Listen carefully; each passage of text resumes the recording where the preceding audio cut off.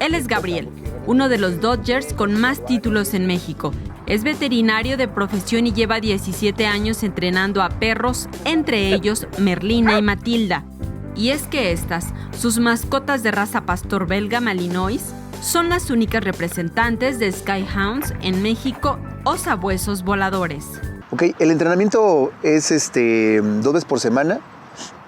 Es lo que yo trabajo con ellas, no se trabaja mucho más, solo que tengo 5 años haciendo esto. Se trata del manejo y atletismo canino, así como capturas y maniobras junto a la velocidad.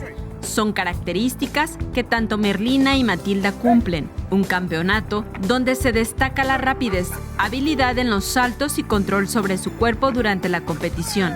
La velocidad y perfección con las que estas caninas realizan suertes les dieron el pase directo a la competencia internacional del deporte lanzamiento de discos, que se celebrará en Estados Unidos del 22 al 27 de septiembre.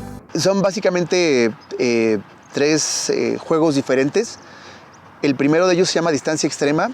Luego está el dogatón, que son 5 juegos de distancia y precisión. También incluye el estilo libre. Y el tercero, que es el que consideran ellos como el campeonato mundial, que se llama Classic, que es distancia y estilo libre.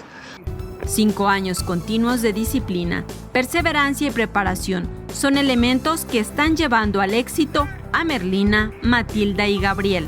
Podría jactarme ahora de ser el único dogger, así se le dice a la gente que practica disco, que está siendo patrocinado, ¿no? O que les interesa el patrocinio. Y bueno, pues muy agradecido con Capital 21 por voltear a ver lo que hago y que les guste, ¿no? Mi trabajo. Este año, su objetivo es tener más participación en la competencia y mejorar su participación a nivel mundial.